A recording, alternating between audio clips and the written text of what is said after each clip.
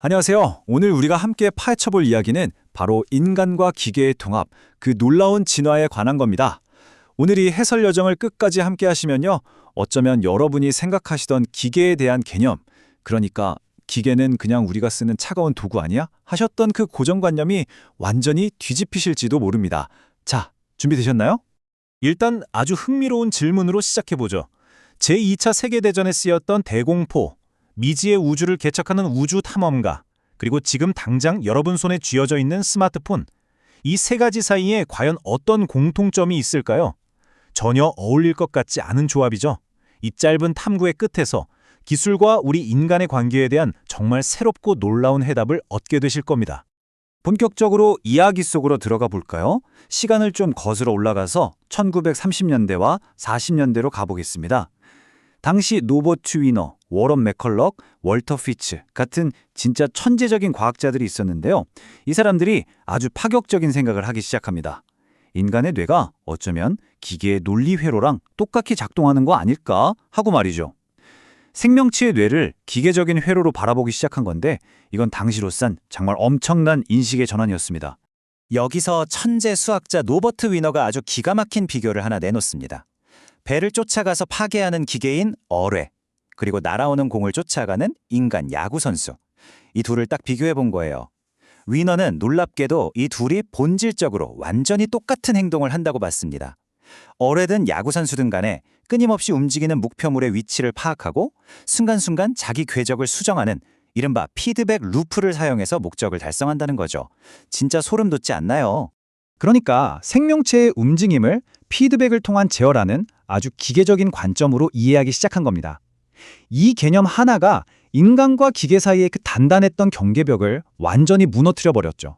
그리고 1947년 위너는 조종이나 통제를 뜻하는 그리스어에서 영감을 받아서 이 혁명적인 이론에 이름을 붙입니다. 그게 바로 그 유명한 사이버네틱스입니다. 근데 더 재밌는 건 이 기발한 아이디어가 그냥 공학자들끼리의 이야기로 끝나지 않았다는 거예요. 당시에 메이시 회의라는 게 있었는데 여기 모인 사람들 몇몇을 보면 진짜 입이 떡 벌어집니다. 수학자 위너랑 뇌신경학자 맥컬럭은 물론이고요. 인류학자인 마거렛 미드에 분자생물학자 막스 델브리우크까지 각 분야 최고의 지성들이 한자리에 모인 거예요. 이 사람들은 이 피드백 루프라는 제어 개념을 생물학, 심리학, 심지어 우리 사회 현상에까지 아주 광범위하게 적용하기 시작했습니다. 이 사이버네틱스라는 렌즈가 얼마나 강력했냐면요. 과학자 제임스 러브록은 스케일을 우주급으로 키워서 이렇게 선언합니다.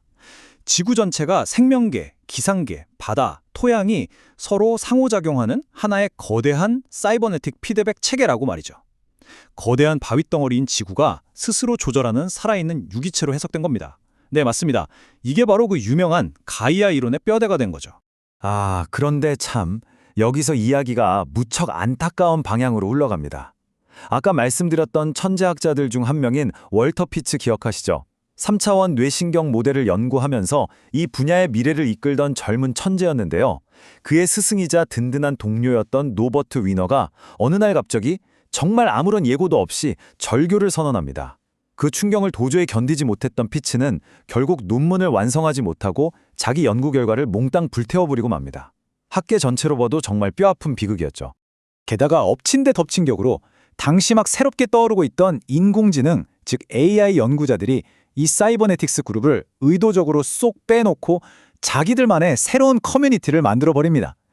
결과적으로 하나의 독립된 학문 분야로 정착하는 데는 실패하고 만 거죠. 자, 그럼 사이버네틱스라는 이 엄청난 아이디어는 여기서 완전히 죽어버렸을까요? 놀랍게도 아닙니다. 이 작은 불씨는 전혀 예상치 못한 곳에서 아주 화려하게 부활할 준비를 하고 있었습니다. 자, 이제 시간을 확 뛰어넘어서 1960년대 미국과 소련의 우주 경쟁이 미친 듯이 치열했던 그 시대로 가보겠습니다. 당시 과학자였던 맨프레드 클라인스와 네이선 클라인은 아주 거대한 벽에 부딪혔어요. 낮과 밤의 리듬도 없고 중력도 없는 이 끔찍한 우주 환경에서 과연 인간처럼 연약한 존재가 살아남을 수 있을까 하는 문제였죠. 생존을 위해서 인간이 기계에 거의 전적으로 의존해야만 하는 그런 절박한 상황이었습니다. 이 문제에 대한 그들의 해답이 진짜 기발한데요. 물고기 비유를 들어볼게요.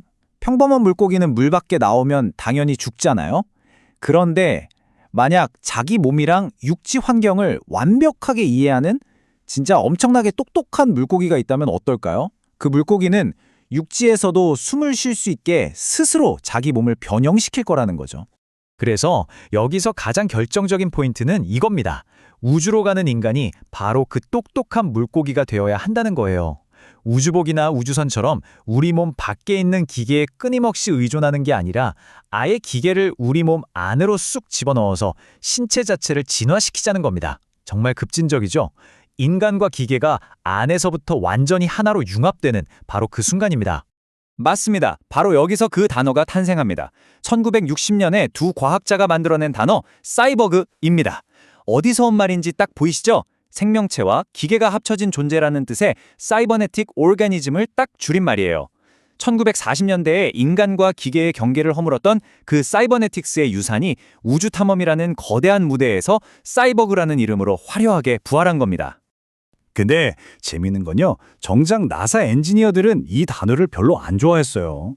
공상과학 영화에는 나올 법한 사이보그 대신에 뭔가 좀 더 학술적이고 점잖은 바이오닉스, 즉 생체공학이라는 용어를 밀었죠. 하지만 나사가 밀어내든 말든 이 사이보그라는 끝내주게 매력적인 개념은 작가들의 상상력에 불을 지피면서 할리우드와 대중문화 속으로 그야말로 미친 듯이 퍼져나갔습니다. 자, 하지만 여기서 영화가 심어주는 환상은 살짝 걷어내고 팩트 체크를 좀 해볼까요? 영화 보면 뒤통수에 케이블 꽂아서 엄청난 데이터를 뇌로 쫙 다운로드 받고 들어오잖아요. 뇌과학자들한테 물어보면 이건 현실적으로 불가능하다고 합니다. 왜냐고요? 우리 생물학적인 뇌랑 컴퓨터의 디지털 메모리는 정보를 처리하고 저장하는 방식 자체가 아예 근본적으로 다르기 때문입니다. 그냥 파일 복사해도 되는 게 아니라는 거죠. 그럼 공상과학을 빼고 본 오늘날 진짜 현실 속의 사이보그 기술은 어떤 모습일까요? 인공심장 박동기, 제세동기, 인공관절, 그리고 요즘 꽤 성과가 좋은 인공각막 같은 것들이 바로 현실판 사이보그 기술입니다. 영화처럼 막 화기적이고 화려하지는 않더라도 기계가 실제로 우리 몸속으로 쏙 들어와서 생명을 구하고 잃어버린 신체 기능을 되살려주는 아주 실용적인 초기 단계의 사이보그 형태인 셈이죠. 자, 이제 제가 오늘 해설을 준비하면서 제일 흥미로웠던 질문을 하나 던져볼게요. 우리 몸 안에 칩을 심거나 인공심장을 달지 않았다면 우리는 진짜 사이보그가 아닐까요? 이 도발적인 질문에 답하려면 우리의 일상을 좀 더 넓은 시야로 바라볼 필요가 있습니다. 한번 잘 생각해보세요. 우리는 지금 역사상 그 어느 때보다 촘촘하게 연결된 거대한 기계 네트워크 속에 살고 있고 그 중심에는 항상 스마트폰이 있습니다. 출근길에 스마트폰 집에 두고 나왔다고 생각해보세요. 그 엄청난 불안감과 고립감 다들 아시잖아요? 피부 안에 기계가 들어와 있지 않을 뿐이지 우리는 이미 이 작고 강력한 기계와 완벽하게 연결되어서 우리의 인지 능력과 기억력을 무한대로 확장하고 있습니다. 사실상 우리의 일상은 이미 사이버네틱 오가니즘 그 자체인 거죠. 자, 오늘 준비한 이야기의 마침표를 찍으면서 이 멋진 문장을 하나 띄워드리고 싶습니다. 우리는 기계를 바꾸고 기계는 우리를 바꾼다. 정말 뼈를 때리는 통찰 아닌가요? 인간과 기계의 융합이라는 건 단순히 몸 안의 기계를 이식하는 물리적인 수술 그 훨씬 이상의 의미를 가집니다.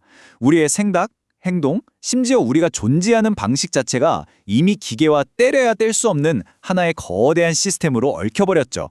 자, 여러분께 다시 한번 묻고 싶습니다.